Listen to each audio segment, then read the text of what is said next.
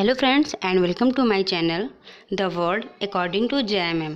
तो आज की क्लास में हम CTET पेपर 2 SST को सॉल्व करने जा रहे हैं और ये सेट L है जिसमें हम 60 क्वेश्चंस को सॉल्व करेंगे। अगर आपको किसी क्वेश्चन में डाउट लगता है तो आप मुझे कमेंट बॉक्स में बताइएगा, फिर उसको हम डिटेल्स के साथ शेयर करेंगे। चलिए तो क्लास को स्टार्ट करते हैं। बाकी लाइक शेयर सब्सक्राइब कर दीजिएगा जिससे कि बचे हुए जो भी पेपर हैं उनके सॉल्यूशन आपको मिल सके। तो आज का पहला क्वेश्चन है इस पेपर में जो आया हुआ था कि हड़प्पा सभ्यता के लोग दक्ष शिल्पकार थे तथा डैश धातु ज्ञान से संपन्न थे। तो इसका राइट आंसर हो जाएगा कांस्य। अब अगला क्वेश्चन देखते हैं। अगला क्वेश्चन है निम्नलिखित कथन को ध्यान से पढ़िए। ऑप्शन ए, पहली सिंह सभा की स्थापना लाहौर में 1873 में तथा अमृतसर में 1879 में हुई थी।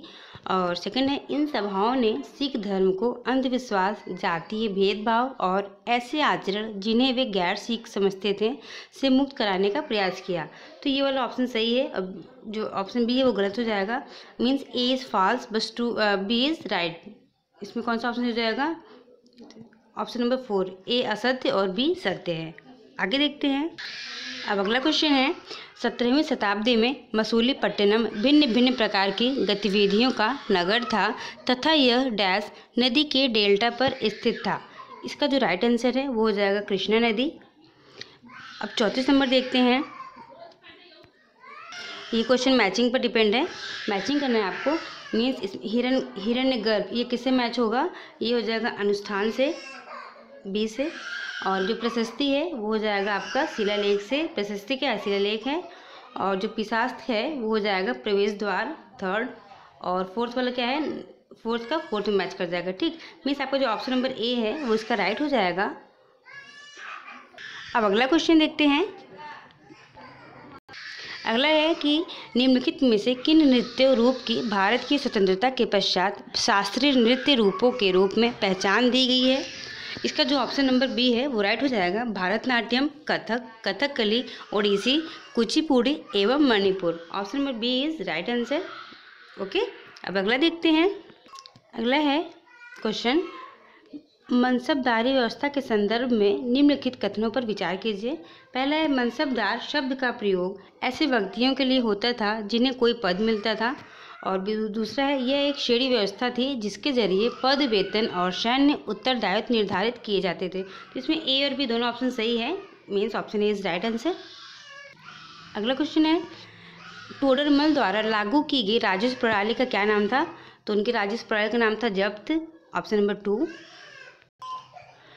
मेहरगढ़ के संदर्भ में निम्नलिखित कथनों पर विचार कीजिए। ऑप्शन ए है, मेहरगढ़ वह स्थान था जहां लोगों ने पहली बार चावल एवं मक्का उगाना सीखा।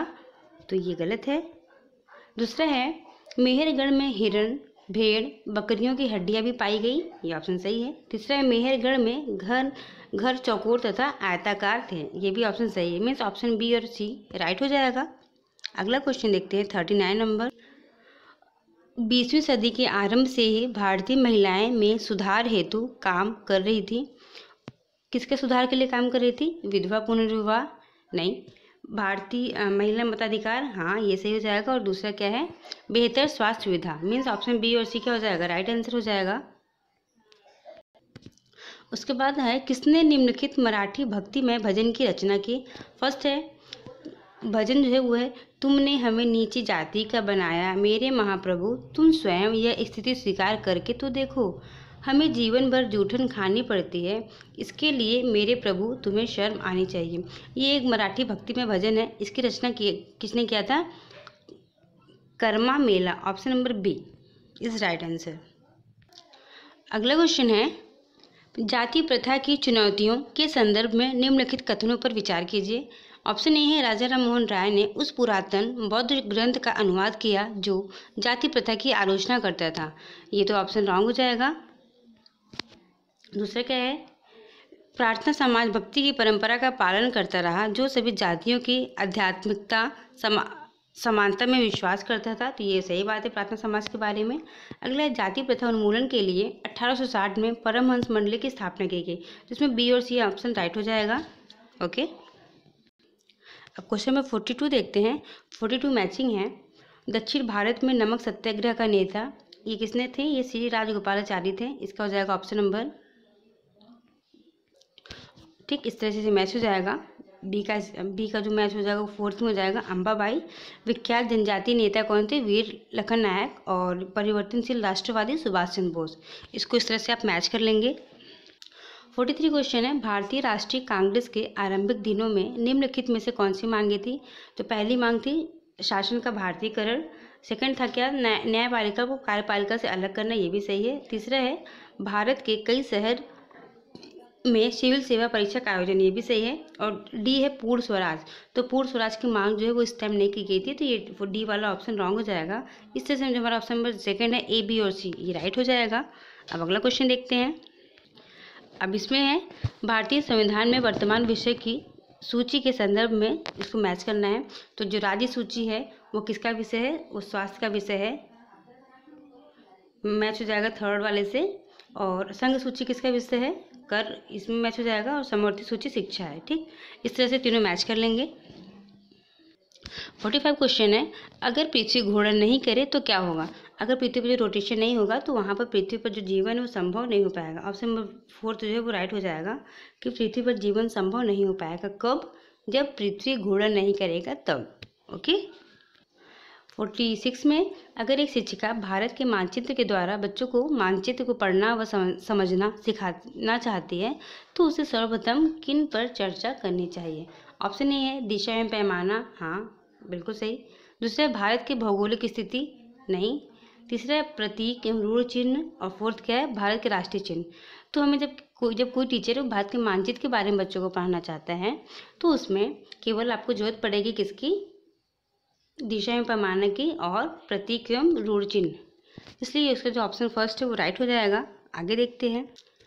47 है भारत में केंद्रीय सरकार के कार्यालय के खुलने का समय सुबह के 9 बजे, ये भारतीय मानक समय है। और क्रमशः बेंगलुरु में 77 डिग्री 30 मिनट पूर्व देशांतर तथा अगरतला के पास 91 डिग्री 15 मिनट पूर्व देशांतर पर स्थित केंद्रीय सरकार के कार्यालयों के खुलने का स्थानीय समय क्या होगा? तो ये क्वेश्चन मैंने सॉल्व करना बताया है आपको, तो इसको आप सॉल्व कर लेंगे। इसका ऑप्शन राइट हो जाएगा ऑप्शन नंबर बी, सुबह के 8:40 बजे और सुबह के 9:35 पर। ठीक है, इसको आप सॉल्व कर लीजिएगा। और अगर प्रॉब्लम है तो आप मुझे कमेंट बॉक्स में बताइएगा, मैं उसका आंसर जरूर दूंगी सोल्यूशन के साथ। 48 क्वेश्चन है। निम्नलिखित कथन को पढ़िए। कर्क रेखा और उत्तर ध्रुवीय वृत्त के बीच वाले क्षेत्र का तापमान मध्यम रहता है। कर्क रेखा के बाद किसी भी अक्षांश पर दोपहर का सूर्य कभी भी सिर के ऊपर नहीं होता। हाँ, तो ये रीजन भी सही है और असर्शन भी सही है। इस तरह से जो ऑप्शन फर्स्ट है वो राइट हो जाएगा। ए और आर दोनों सही है तथा आर जो है वो ए की सही व्याख्या करता है। 49 है। किस प्रकार की ग्रामीण बस्तियां मुख्यतः पहाड़ी क्षेत्रों, घने जंगलों एवं चरम जलवायु वाले क्षेत्रों में पाई जाती है? ऑप्शन है आपका सघन, केंद्रीकृत, प्रकीर्ण, रेखीय। ऑप्शन नंबर जो सी है प्रकीर्ण स्कैटरिंग, वही सही हो जाएगा। अगला क्वेश्चन फिर है मैचिंग वाला, तो देखते हैं। 50 क्वेश्चन है। सूची 1 को सूची 2 से मिलान करना है। तो जो पी तरंगे हैं, जिसे बोलते हैं हम क्या, पी तरंगे, तो किससे मैच करेंगे? सेकेंड से अनुदैर्घ्य होती हैं। और जो एल तरंगे होती हैं वो कैसी होती हैं? वो पृष्ठीय तरंगे होती हैं। और जो एस तरंगे हैं उसे क्या, सेकेंडरी, वो होती है अनुप्रस्थ तरंगे। इसको इस तरह से आप मैच कर लेंगे। मीन्स इसका जो ऑप्शन नंबर थर्ड है वही क्या हो जाएगा, राइट हो जाएगा। 51 क्वेश्चन है। भूगोल कक्षा में निम्नलिखित में से किन अवधारणाओं को मानचित्र पर चित्रित किया जाता है? पहला है विश्व के महासागरीय बेसिन, ये सही है। और दूसरा क्या, जिब्राल्टर जल संधि, तो ये भी सही है। और तीसरी वाला क्या है कि दिल्ली का वायुमंडल, तो इसको क्या ये नहीं है आपका, इसमें नहीं आता। और डी वाला है जुलाई माह में वर्षा। इस तरह से ए, बी और डी ऑप्शन में थर्ड जो है वो राइट आंसर हो जाएगा। फोर्थ वाला क्वेश्चन है कि निम्नलिखित में कौन सा कथन स्थल वायुमंडल के बारे में सही है? पहला है यह पृथ्वी की नरम या ऊपरी परत होती है। दूसरा है क्या है ऑप्शन, यह चट्टान एवं खनिज से बना है तथा मिट्टी की मोटी परत से ढका होता है। तीसरा है यह विभिन्न स्थलाकृतियों वाला समधरातल वाला होता है। चौथा, यह हमें वन पशुओं को चरने के लिए घास स्थल, कृषि एवं मानव बस्तियों के लिए भूमि प्रदान करता है। तो यही कथन जो है परफेक्ट लग रहा है, फोर्थ वाला। बाकी जो फर्स्ट है, सेकंड है, थर्ड, तीनों क्या है, रॉन्ग है। Fourth is right answer. अगला क्वेश्चन 53 है, निम्नलिखित कथनों को पढ़िए। फर्स्ट है, गर्म वायु हमेशा ऊपर उठती है। ये बात सही लग रही है, बिल्कुल 100%। और गर्म वायु सघन होती है, तो ये रीज़न तो नहीं सही है, बल्कि क्या है, असर्जन सही है। इसलिए जो ऑप्शन ए है वो सही हो जाएगा, और जो आर है वो क्या हो जाएगा, गलत हो जाएगा। ओके। क्वेश्चन नंबर 54 है, which of the following is incorrect. आपको बताना है कि इनमें से सड़क मार्ग के बारे में कौन सा कथन गलत है। पहला, ये परिवहन का सबसे अधिक उपयोग किया जाने वाला साधन है, खासकर कम दूरियों के लिए। ये सही है। भूमिगत बनाए गए सड़क मार्ग को अंडरपाथ या फिर सबवे कहा जाता है। ये भी सही है। मैदानी भागों में सड़क का सघन जाल पाया जाता है, तो ये भी सही है। ठीक है। और क्या है, लंबी दूरी भारी सामान ले जाने के लिए सड़क मार्ग सबसे सस्ता साधन है। तो यही कथन गलत है, क्योंकि जो सड़क मार्ग होता है वो टाइम टेकन होता है, और ये क्या भारी सामान के लिए सस्ता साधन नहीं है। इसीलिए इसमें जो पूछा गया वो गलत ही पूछा गया है। तो ये फोर्थ वाला ऑप्शन क्या हो जाएगा, गलत हो जाएगा। 55 है, 1/4 of the world is electricity is produce by which resource. विश्व के 1/4 भाग में विद्युत का उत्पादन किस संसाधन के द्वारा होता है। ऊष्मीय शक्ति, जल विद्युत शक्ति, सौर ऊर्जा, नाभिकीय शक्ति। तो आपको जो राइट आंसर है वो हो जाएगा जल विद्युत शक्ति। 56 देखते हैं। अब 56 क्वेश्चन है, निम्नलिखित कथन को पढ़िए। पिट्सबर्ग एक समय में संयुक्त राज्य अमेरिका का महत्वपूर्ण इस्पात शहर था। तो ये बात सही है। और बी क्या बोल रहा है, इसका जो रीज़न है, पिट्सबर्ग में लौह अयस्क प्रचुर मात्रा में उपलब्ध था तथा कोयला मिनेसोटा की खदान से आता था। तो ये वाला ऑप्शन गलत है, इसलिए ए सही है और आर क्या है, गलत है। आगे देखते हैं। नीचे दिए गए कथन के आधार पर सही फसल का चयन करना है। इसकी वृद्धि जलोढ़ मिट्टी में अच्छी होती है।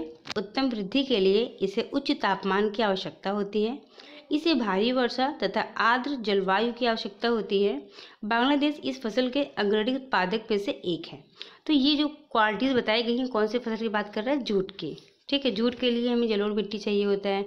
इस जूट को उगाने के लिए जो टेम्परेचर वो उच्च तापमान का होना चाहिए, और इसके लिए भारी वर्षा और आर्द्र जलवायु की आवश्यकता होती है। और इसके जूट के जो अग्रणी राज्य है वो क्या है, बांग्लादेश है, कंट्री। ठीक है।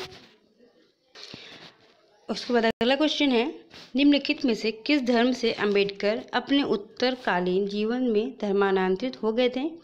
जैन धर्म, बौद्ध धर्म, बहाई धर्म और सिख धर्म। इसका राइट आंसर हो जाएगा बौद्ध धर्म। अगला है, निम्नलिखित में से कौन सा रूढ़िबद्ध धारणा भंग करने का उदाहरण है। पहला है पुरुष नर्स, महिला किसान, पुरुष पायलट। तो जो पुरुष नर्स है वो है एक रूढ़िबद्ध, जो नर्स होता है देखिए वो हमेशा महिला होती है ना, लेकिन हमें रूढ़िबद्ध जो धारणा है उसे भंग करना है, इसलिए हमें पुरुषों को भी नर्स बनाना चाहिए। तो फर्स्ट ऑप्शन सही हो जाएगा। दूसरा क्या है, महिला किसान। किसान हमेशा पुरुष होता है, लेकिन यहाँ पर किसान को महिला ही बताया गया, तो ये भी सही है। लेकिन पुरुष पायलट ये क्या है, यहाँ पे यही गलत है। बाकी ए और बी क्या हो जाएगा, सही हो जाएगा। फिर अगला क्वेश्चन आता है, 1956 में भारत में राज्य के पुनर्गठन की शुरुआत निम्नलिखित में से किस आधार पर हुई थी। फर्स्ट है बाह्य एवं आंतरिक सुरक्षा, नहीं। प्रशासनिक सुरक्षा, नहीं। भाषा एवं सांस्कृतिक एकरूपता, ये सही है। और भौगोलिक समानता एवं संसाधन, ये भी क्या है, गलत है। अब अगला देखते हैं कि निम्नलिखित में से कौन ग्राम प्रशासन से जुड़ा है। निगम पार्षद, लेखपाल, तहसीलदार और पटवारी। इसमें जो राइट ऑप्शन हो जाए वो हो जाएगा BCD। ठीक, BCD राइट हो जाएगा, क्योंकि निगम परिषद जो है वो ग्राम प्रशासन, बल्कि वो शहरी की बात करता है। ठीक, तो नगर लेखपाल है और तहसीलदार है और पटवारी, ये सारा इसमें जुड़ा हुआ है। अब आगे देखते हैं।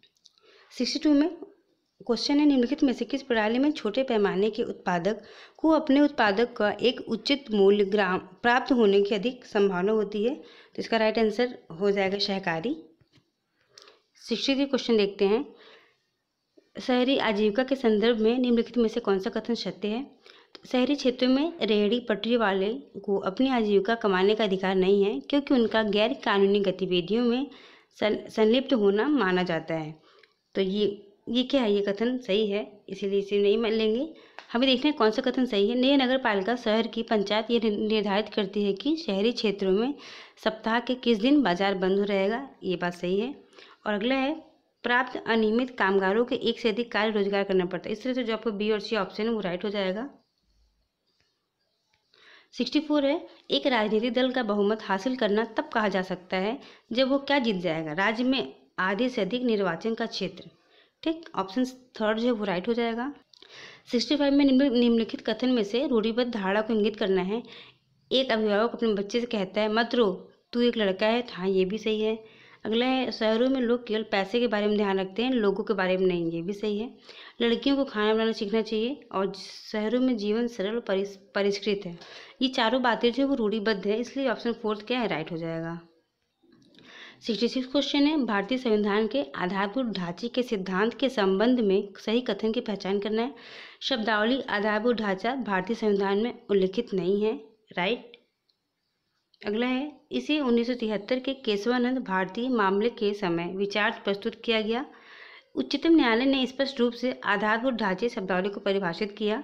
ये भी सही है। उच्चतम न्यायालय संसद के संशोधन के अधिकार की सीमाबद्ध करता है। Option A B C D all are right.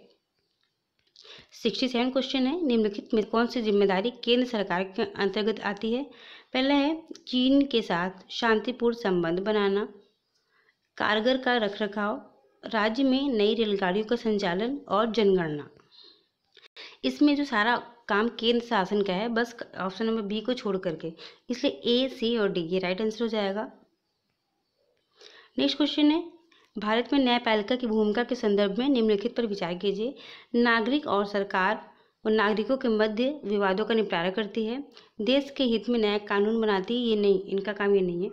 न्यायिक समीक्षा करना, मौलिक अधिकारों का क्रियान्वयन, ये तीनों काम ए सी और D option number third right हो जाएगा। ये तीनों काम कौन करता है, न्यायपालिका करती है। 69 क्वेश्चन है निम्नलिखित में से कौन सा विकल्प अनुसूचित जनजाति एवं अन्य परंपरागत वनवासी अधिनियम 2006 के अंतर्गत नहीं आता है। तो वनवासी के साथ हुए ऐतिहासिक अन्याय को दूर करना ये आता है।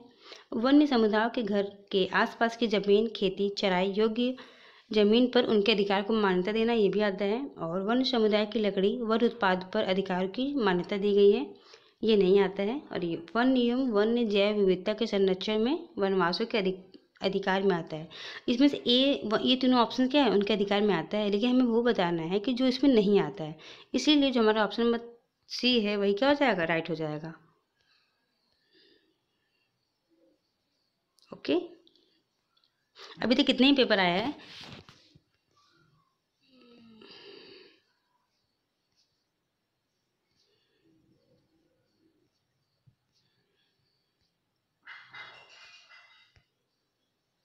सेवेंटी वाला भी देखते हैं।